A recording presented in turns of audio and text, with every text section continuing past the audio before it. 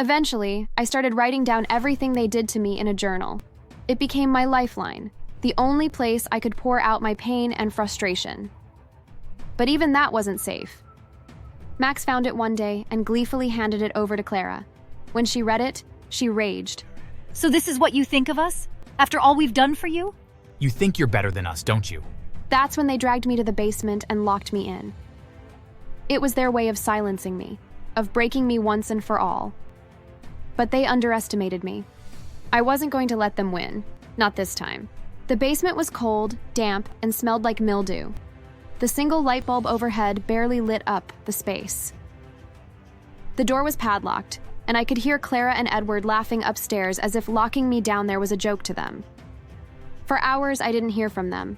I had no idea whether they would release me. I was scared. But even though I was so afraid, I was also angry. I knew I'd let them control me for too long. They'd stolen my childhood, crushed every dream I ever had, and now they were trying to erase me entirely. The next morning, Clara came and tossed down a bottle of water and a piece of stale bread. Eat. We wouldn't want you dying on us. I wanted to reject the food. However, I couldn't. As much as I hated her, I needed to survive.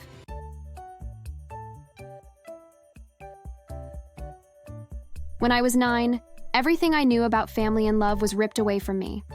My parents, who were my whole world, died in a car accident on their way to pick me up from a school play. I still remember the moment I found out. The knock on the door, the police officer's sorrowful eyes, and the way my heart shattered into pieces when he told me they were gone. At their funeral, my only Aunt Clara and her husband Edward stepped forward, pretending to be the heroes who would take care of me. I was too young to understand what was really happening. I didn't know they weren't doing it out of love, but out of greed and convenience. They didn't want me. They wanted what came with me. I moved into my aunt and uncle's house a few weeks after my parents' funeral. At first, I thought I'd found a new family. Clara would hug me, telling me how sorry she was for my loss. Edward would pat my head, saying, "We'll take care of you, Anna." I held on to those words because I needed to believe them, but the kindness didn't last long. My room was the first sign something was wrong. They gave me a tiny space in the attic, cold, drafty, and filled with boxes of old junk. The bed was a creaky cot with a thin mattress. Clara told me it was just temporary, until they figured out where I'd stay permanently. But that temporary arrangement became permanent real quick. We don't have much space, Anna. Be grateful you have a roof over your head. While their children, Max and Lisa, had large, beautifully decorated rooms, I had to make do with my little corner of the attic. They even had the audacity to lock me out of it sometimes if I didn't earn my keep by doing chores. You think life is free, Anna? You need to pull your weight around here. Chores were relentless. Every morning at 5 a.m., Clara would shake me awake and hand me a list of tasks that stretched from cooking breakfast to scrubbing the floors. I wasn't allowed to eat until everyone else had finished. And even then, I got the scraps they left behind. Lisa would make a mess on purpose, spilling her juice or tossing food on the floor, just so I'd have more to clean. Oops, looks like you missed a spot, Anna. Better get to it before Mom sees. Max was just as cruel, if not worse. He loved to trip me when I was carrying dishes or shove me against the wall when no one was looking. Once he pushed me so hard I fell and scraped my knee badly. When I complained to Clara, she dismissed it. Max is just a boy, Anna. Don't be so dramatic. School became a distant memory. They pulled me out under the pretense that they couldn't afford the tuition. That would have made sense, except they were constantly buying new toys, clothes, and gadgets for Max and Lisa. Instead of studying like a normal child, I became their live-in maid. From washing clothes to running errands, I did it all. Once, Edward made me carry several heavy bags of groceries up the stairs by myself. When I accidentally dropped one, he exploded. Do you know how much that costs, you stupid girl? Maybe if you were more careful, you wouldn't keep messing up. The verbal abuse was constant. Every mistake I made was another reason for them to remind me how worthless I was. Your parents didn't teach you anything, did they? No wonder they left you behind. Why would you sit with us? We didn't ask for this responsibility, Anna. You should be grateful we even took you in. Max particularly loved humiliating me in front of his friends whenever they came over. That's just Anna, our maid. She's not really family. His friends would laugh, and I'd feel the sting of their mockery. Lisa, meanwhile, delighted in taking things from me. If I had anything remotely nice, like a hand-me-down dress or a book I managed to save, You don't need this. It's not like you go anywhere important. she'd take it, claiming it was hers now. Holidays were the worst. While they exchanged gifts and celebrated as a family, I was left out. One Christmas, I spent the entire day in the kitchen, cooking a feast I wasn't even allowed to eat. When I asked if I could join them for a few minutes, Clara got angry. Why would you sit with us? You haven't done anything to deserve it. There were times when I thought about running away, but where would I go? I didn't have any money or anywhere to turn. I felt trapped, like a prisoner in a house that wasn't mine. Max and Lisa got away with everything because their parents encouraged it. Once, Max broke a vase and blamed it on me. Edward didn't even ask for my side of the story. He just slapped my face when I tried to defend myself. Maybe this will teach you to stop lying. As the years went by, it became easier to accept it than to fight back. But deep down, a part of me still hoped for something better. On my 18th birthday, I asked Clara if I could at least get a job to save some money. Her reaction was cruel. And who do you think will take care of this house while you're off playing grown-up? You owe us, Anna. After everything we've done for you, you're staying right here. But I couldn't take it anymore. At 22, I finally decided enough was enough. I wasn't a child anymore, and I couldn't keep letting them control me.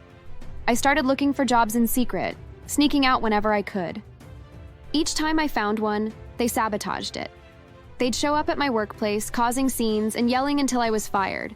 She's ungrateful and irresponsible. You don't want someone like her working here.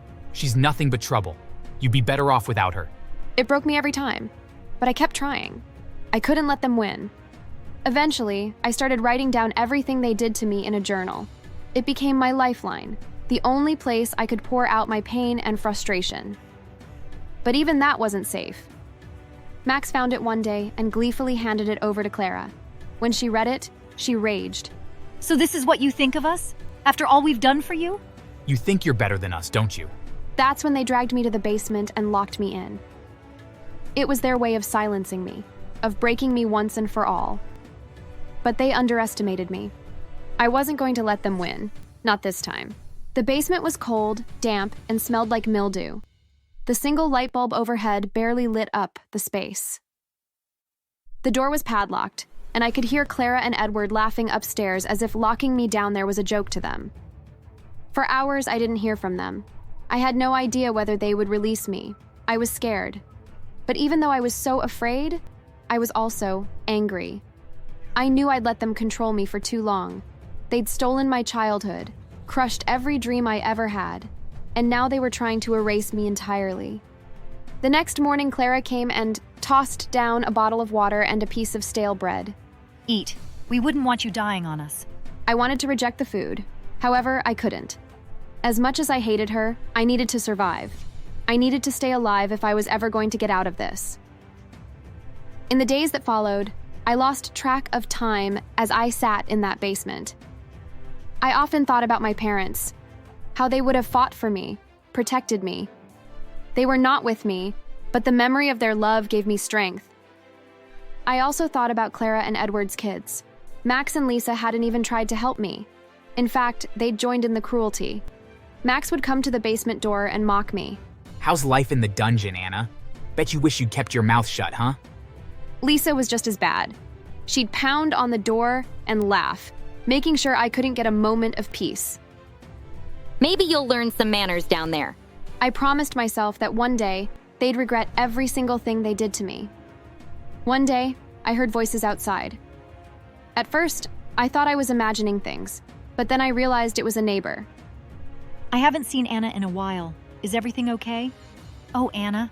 She decided to leave, said she wanted to travel. Since people had begun to notice, I knew that was my chance. I had to do something to get someone's attention. That night, I waited until the house was silent. Then, I began banging on the door as hard as I could. The next day, I heard a commotion outside. Voices. Loud, angry voices. Someone was asking questions, demanding answers. Then, the basement door burst open. It was the police. The officers helped me upstairs. Clara and Edward were in handcuffs, screaming about how they were being framed. The cops asked me how long I'd been there, and I answered truthfully. They locked me in there because I wanted to work. They don't want me making any money because they're scared of losing me. I've served them since I was a child, and all I want now is to have a life of my own. But they won't even let me leave the house. This is ridiculous. She's lying. Don't believe any word that comes out of her mouth. She's a thief and a liar. We took her in when no one else would. You're ungrateful, Anna. We treated you like our own children. But their lies didn't work this time. The police had found my journal, which Max had carelessly left out. It detailed everything, every beating, every insult, every injustice. They were arrested and taken away. As the investigation unfolded, I heard the shocking news that Clara had planned my parents' car accident. She'd cut the brakes on their car to ensure they'd crash. Also, she and Edward could take over my parents' fortune. The wealth they'd been enjoying all these years wasn't theirs. It was mine. My parents had left everything to me, but because I was a child, Clara and Edward had control over the estate. When the truth was revealed, I took back everything that was rightfully mine. The house, the money, the businesses, they were all mine. Clara and Edward were sentenced to prison for their crimes, and Max and Lisa were left with nothing. I didn't feel pity for them. They'd laughed while I suffered. Now, they'd feel what it was like to be at the bottom. When they came to me begging for help, I didn't hesitate to throw them out of my house. Anna, please. We have nowhere to go. We'll do anything. We'll even be your slaves. Just give us a chance. I don't owe you anything. In fact, it's my wish that you both suffer. You and your parents made my life a living hell. I have no plans to forgive any of you. Now get out. I later heard that since money was tight, Max ended up selling drugs and eventually became an addict. Tragically, this led to his death due to an overdose. He was found passed out on the streets, and although he was rushed to the hospital, he didn't survive. As for Lisa, I heard she became an escort and got pregnant by one of her clients. She doesn't even know who the father is. This situation derailed her career, and with the pregnancy, she couldn't continue working as an escort. To make ends meet, she took up a cleaning job, but she's still struggling and reportedly sleeps on the streets. Meanwhile, I rebuilt my life. I went back to school, made new friends, and found happiness I never thought possible. Thanks for watching. Make sure to subscribe and leave a comment down below saying I subscribed, and we will try our best to reply to your comment.